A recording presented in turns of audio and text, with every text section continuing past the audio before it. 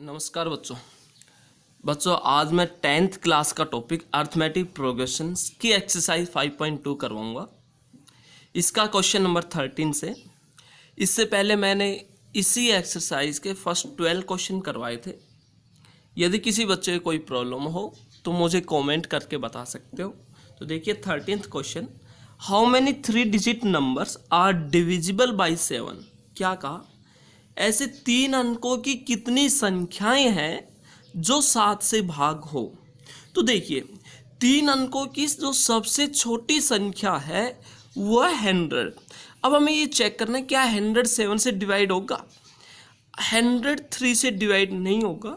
तो सबसे छोटी 3 अंकों की संख्या जो 7 से भाग हो तो वो संख्या 105।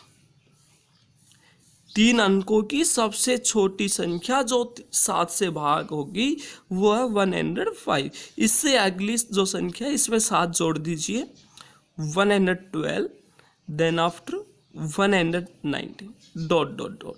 अब 3 अंकों की जो सबसे बड़ी संख्या होती है वो होती है 999। अब हमें चेक करना है 999 क्या 7 से भाग होगी या नहीं। तो 999 7 से भाग नहीं होगी, तो हम 3 अंकों की सबसे बड़ी संख्या लेंगे जो 7 से भाग होगी, वह है हमारी 994। तो ये हमारी एक एपी बन गई है। इसमें number of terms find out करना अब हमें। तो देखिए ए हो गया इसमें 105, डी हो गया हमारा 7, एंड जो ए एन है वो हो गया 994। तो यहाँ ए एन का फॉर्मूला लगाएंगे, A plus N minus 1 into D. A N है हमारा 994, ए है 105 plus N minus 1 into D है हमारा 7। सबसे पहले 105 लेफ्ट हैंड साइड लाएंगे तो माइनस का होगा इक्वल एन माइनस 1 इंटू 7। 994 में से 105 सब्ट्रैक्ट किया तो आ जाएगा 14 में से 5 सब्ट्रैक्ट किया 9, 8 में से 0 सब्ट्रैक्ट किया 8, एंड 9 में से 1 सब्ट्रैक्ट किया तो 9 में से 1 सब्ट्रैक्ट किया तो 8 आ गया। तो आ गया हमारा 889। 7 इसके नीचे आ जाएगा, इक्वल आ गया n माइनस 1।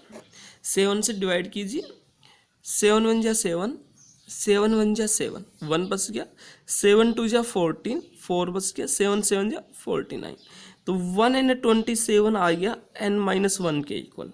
तो n की वैल्यू हो जाएगी 127 plus 1, 128।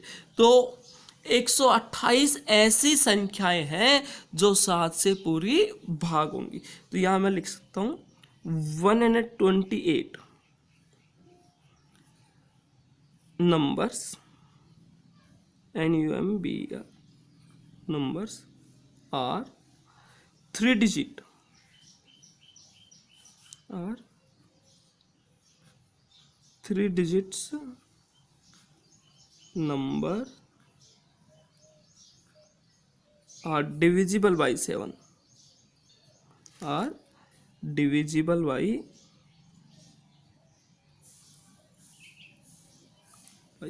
7। Then after question number 8th, 8th नहीं 14th question, how many multiples of 4 lie between 10 and 250। क्या कहा, हमें 4 के मल्टीपल नंबर बताने जो 10 और 250 के बीच में हो। तो देखिए 10 से अगला नंबर है 11, 11 क्या 4 से डिवाइड होता है, नहीं। फिर उसके बाद देखना है 12, 12 4 का मल्टीपल है, यस। तो सबसे छोटा 4 का मल्टीपल हो गया 12 जो 10 एंड 250 के बीच में है। देन आफ्टर इससे अगला हो जाएगा 16, then after 20 dot dot dot. अब देखिए 250 क्या 4 का मल्टीपल है, नहीं है। 249 भी नहीं है, तो नंबर होगा 248 जो 4 का मल्टीपल। अब हमें ये देखना है 12 to 248 तक कितने 4 के मल्टीपल हुए। तो देखिए ए हो गया हमारा 12, डी हो गया 4, एंड ए एन हो गया 248। यहाँ से हम एन की वैल्यू फाइंड आउट करेंगे। तो ज़रा देखिए ए एन का फॉर्मूला लगाइए, A N is equal to A plus N minus 1 into D. 248 is equal to A हमारा 12 प्लस n-1, डी की वैल्यू हमारी 4। 12 को लेफ्ट हैंड साइड लाएंगे तो माइनस का हो गया इक्वल n-1 इंटू 4। 248 में से 12 सब्ट्रैक्ट किया तो आ जाएगा 236 equal n-1। 4 year left hand side लिए डिवाइड किया, 4 1 जा 4, 4 5 जा 20, 3 बस गया 36, 4 9 जा 36। तो n-1 आ गया हमारा 59 के equal and n is equal to 59 plus का 1 दैट इज इक्वल टू 60। तो 60 नंबर्स ऐसे हैं जो 4 के मल्टीपल हैं और 10 एंड 250 के बीच में। तो यहाँ पर लिख देंगे hence there are 60 numbers multiples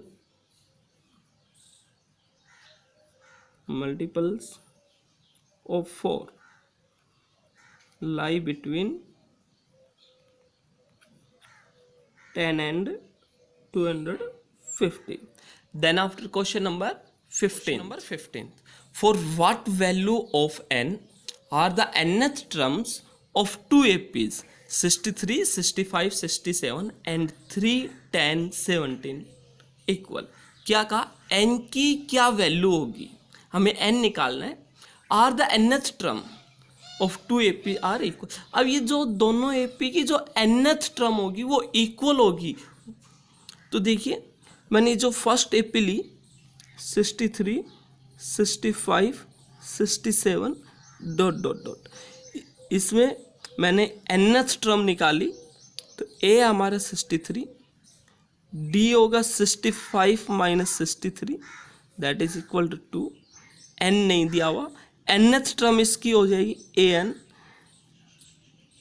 a plus n-1 into D that is a की वैल्यू 63 है प्लस n-1 और d हमारा 2। इसी प्रकार सेकंड जो AP है इसकी भी nth टर्म निकालेंगे।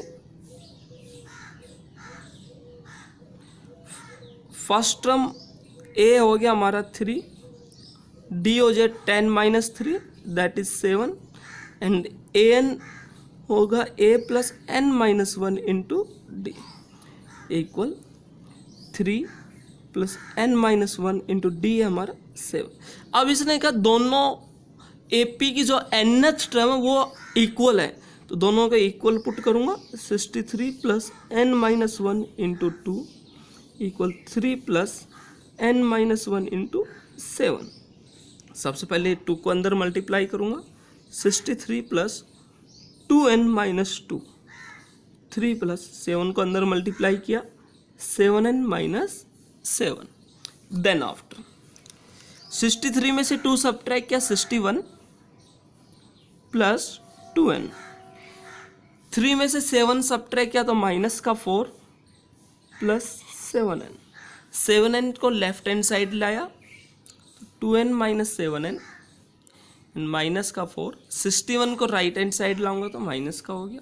यहाँ पास गया minus 5n is equal to minus का 65, माइनस से माइनस कट गया, n is equal to 65 by 5 that is 13। तो इसमें क्या कहा इन दोनों AP की जो 13वीं टर्म होगी वो आपस में इक्वल होंगी। तो लिखिए hence there are 13th term are equal. Then after question number 16th. Question number 16. Determine the AP whose third term is 16 and the 7th term exceed the 5th term by 12. क्या कहा हमें AP find out करनी है जिसकी third term 16 दी हुई है और 7th term 5th term से 12 अधिक, एक्सीड का अर्थ है अधिक होना। तो देखिए जो ये थर्ड टर्म है इसको मैंने लिखा a प्लस 2d और किसके इक्वल हो गया ये 16 के इक्वल।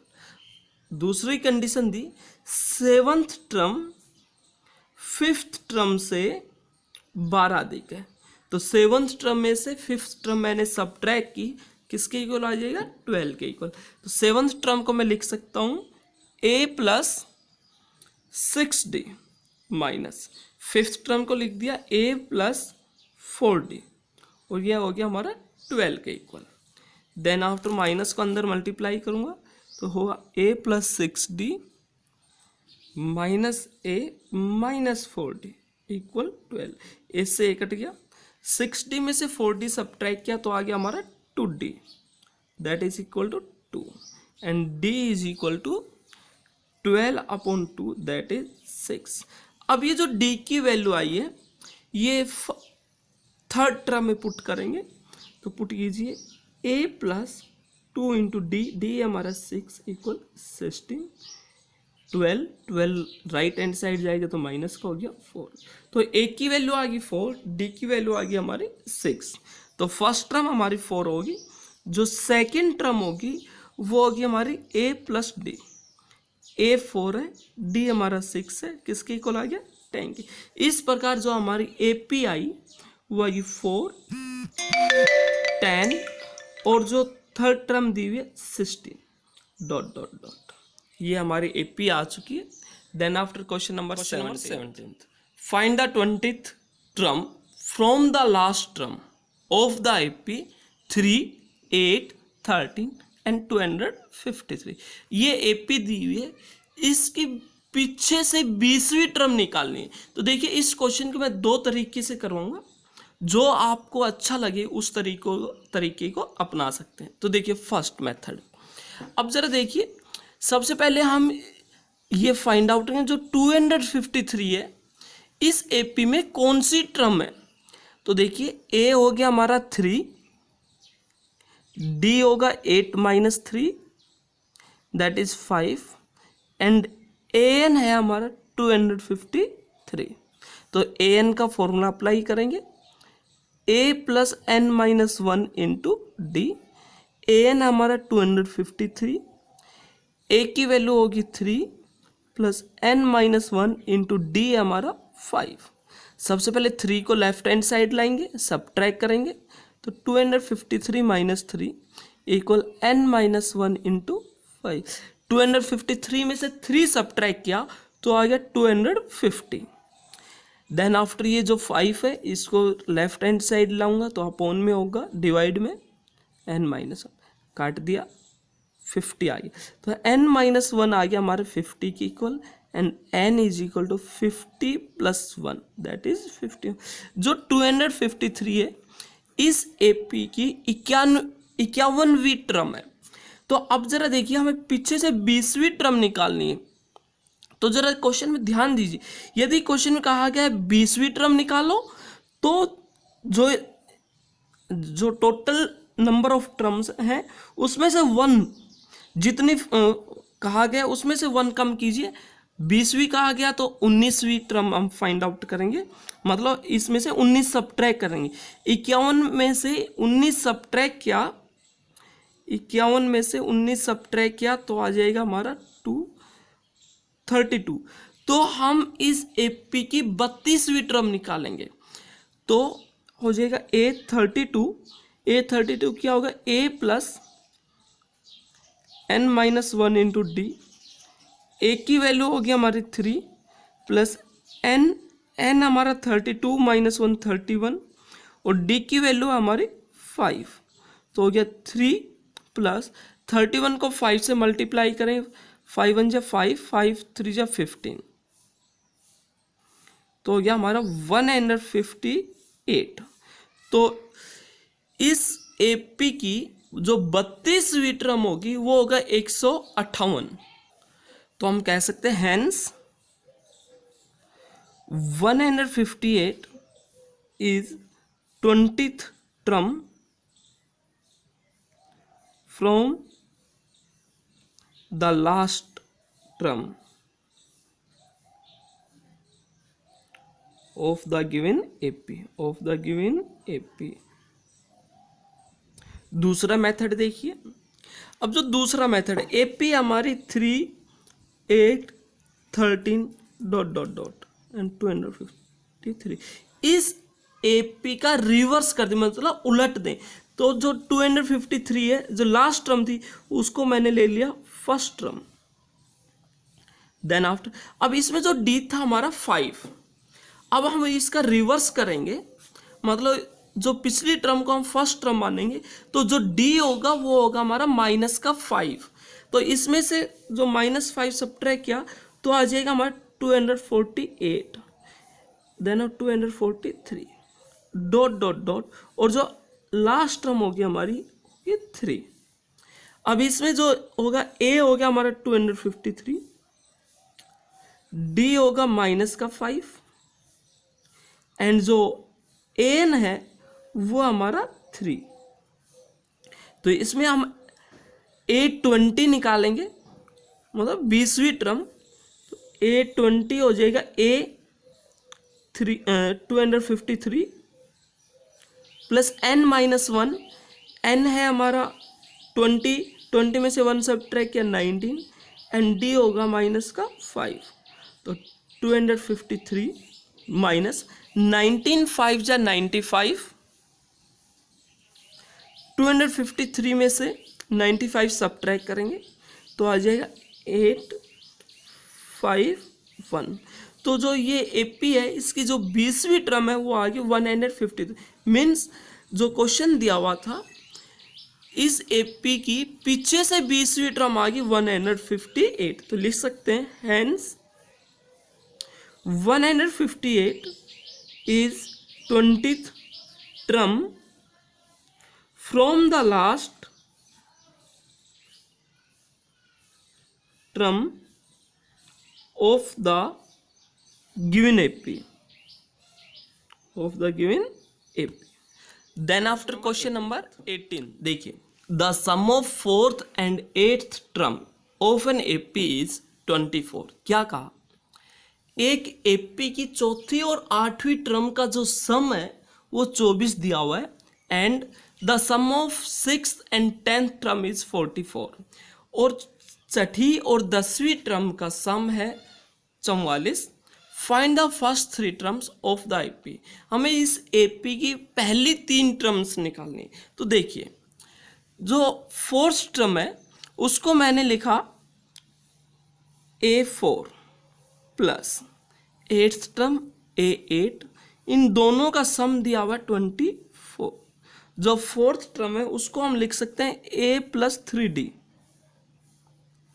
प्लस, एंड जो 8th टर्म है इसको लिख सकते हैं A प्लस 7D, किसके इक्वल हो गया 24 के equal, and A plus A हो गया 2A, 3 प्लस 7 हो गया 10D, और हो गया हमारा 24 के इक्वल। अब देखिए, ये जो इक्वेशन आ गई हमारी 2 वेरिएबल में आई, 2 से डिवाइड हो रहा है, तो आ गया A प्लस 5D इक्वल 12, और ये हो गया हमारी फर्स्ट इक्वेशन। देन आफ्टर जो दूसरी कंडीशन है उसमें क्या था, sum of 6 and 10 term is 44। 6 term A6, 10 term A10 हो गया 44 के इक्वल। 6 टर्म को लिख सकते हैं A plus 5D plus 10th term को लिख दिया A प्लस 9D, किसके इक्वल आ गया 44 के इक्वल आ गया। अब इसको सिंप्लीफाई करेंगे तो हो गया A plus A 2A, 5D plus 9D हो जाएगा हमारा 14D इक्वल 44। 2 से डिवाइड हो रहा है, A प्लस 7D आ गया हमारा 22 के इक्वल, और ये होगी सेकेंड इक्वेशन। अब इन दोनों इक्वेशन देखिए, ये जो दोनों इक्वेशन है linear equation, pair of linear equation and 2 variable आया। जो थर्ड यूनिट में हमने सीखा था इनका सॉल्यूशन फाइंड आउट करना, यहाँ भी इन इक्वेशन को सोल्व करेंगे बाई एलिमिनेशन मेथड से सोल्व कर रहा हूँ। देखिए, सेकंड इक्वेशन में से मैं फर्स्ट इक्वेशन सब्ट्रैक्ट कर रहा हूँ, A plus 5D equal 12।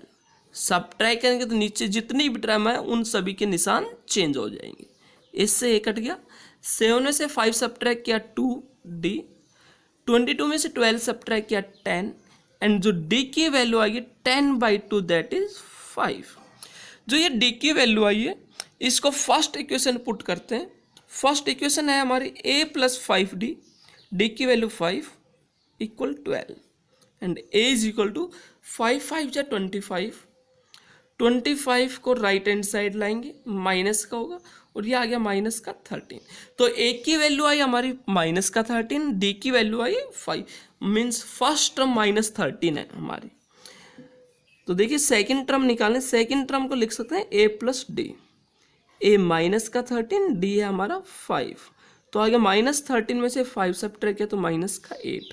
Third term निकालेंगे तो थर्ड टर्म होगी a + 2d equal a minus का 13 + 2, d की वैल्यू हमारी 5, तो माइनस का 13 प्लस का 10 आ गया हमारा माइनस का 3। इस प्रकार से इस क्वेश्चन फर्स्ट 3 टर्म्स आ गई, hence first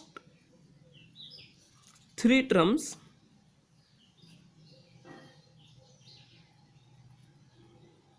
of the AP are minus का 13, माइनस का 8 एंड माइनस का 3। Then after question number 19th, Subba Rao started work in 1995 at an annual salary of 5,000 rupees। क्या कहा? सुब्बा राव ने 1995 में एक काम शुरू किया जिसकी एनुअल सैलरी 5,000 रुपये है and received an increment of 200 rupees each year. Then after क्या कहा? प्रत्येक साल उसको 200 रुपये का इंक्रीमेंट हुआ। In which year did his income reach 7,000। कौन से साल उसकी जो एनुअल सैलरी है 7,000 रुपये होगी? तो लिखा इन 1995 द एनुअल सैलरी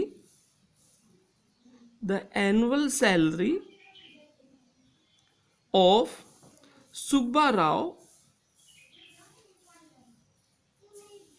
वो हो जाएगा हमारा 5,000 rupees and in 1996 the annual salary of Subba Rao 200 रुपये का इंक्रीज हो गया तो 5,200 रुपीज हो गया हमारा यहाँ पर। And in 1997 the annual salary of Subba Rao 5,200, फिर 200 का इंक्रीमेंट हुआ 5,400 रुपीज। तो 1997 में इसकी जो एनुअल सैलरी होगी 5,400 रुपीज। अब देखिए इस प्रकार से हमारी ये एपी बनी, इस प्रकार हमारी एपी बनी 5,000, 5,200, 5,400 ... 7,000। तो इसमें देखिए हमारा ए दिया हुआ है 5,000, डी है हमारा 200 एंड जो ए एन है हमारा 7,000। यहाँ से हम एन निकालेंगे तो ए एन का फॉर्मूला अप्लाई करेंगे a + n - 1 into d. A N है 7,000 equal a 5,000 plus n - 1, d की वैल्यू होगी हमारी 200। 5,000 लेफ्ट हैंड साइड लाइस माइनस का होगा इक्वल n - 1 इंटू 200। 7,000 5,000 सब्ट्रैक्ट किया तो आ गया हमारा 2,000 equal n - 1 into 200।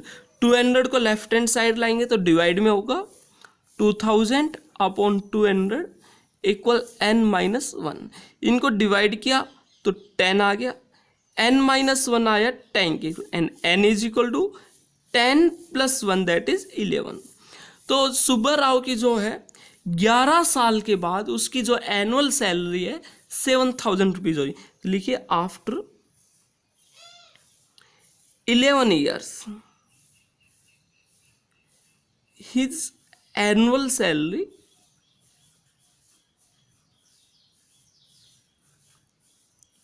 will be 7,000 rupees. Then after question number 20, Ramkali saved 5 rupees in the first week of a year। क्या कहा?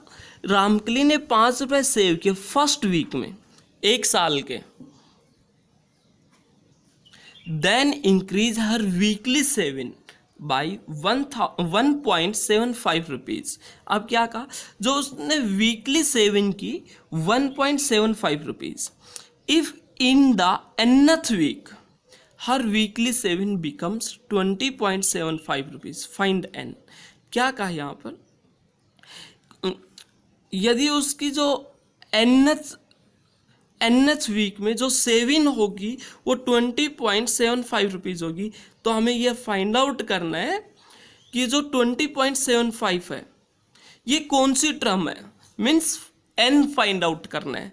तो देखिए, Ramkali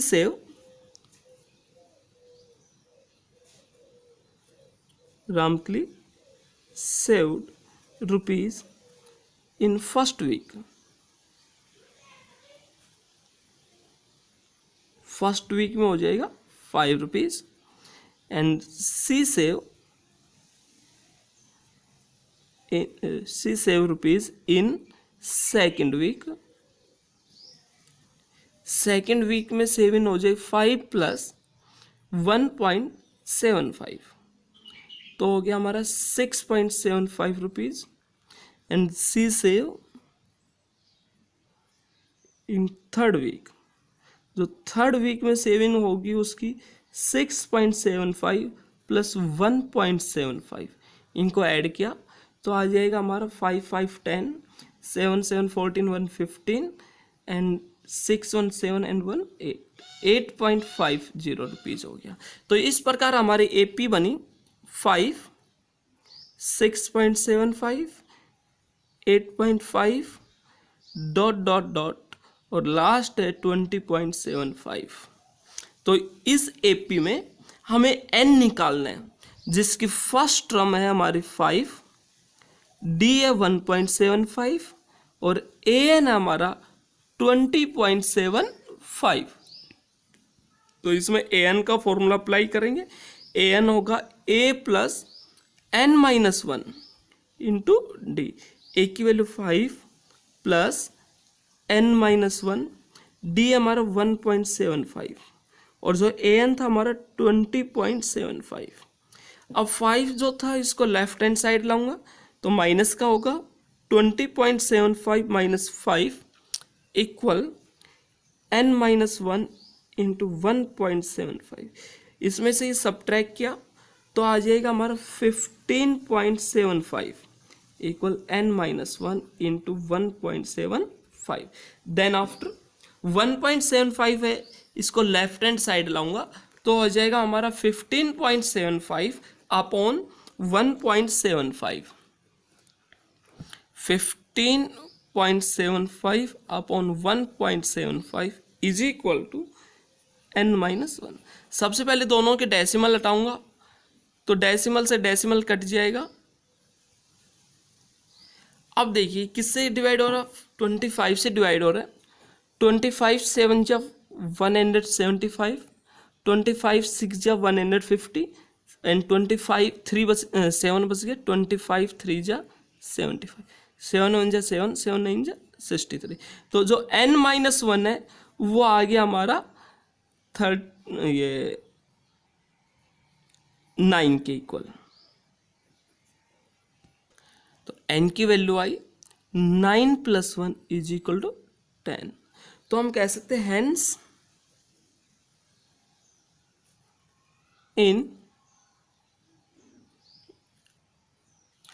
hence after 10 week her weekly saving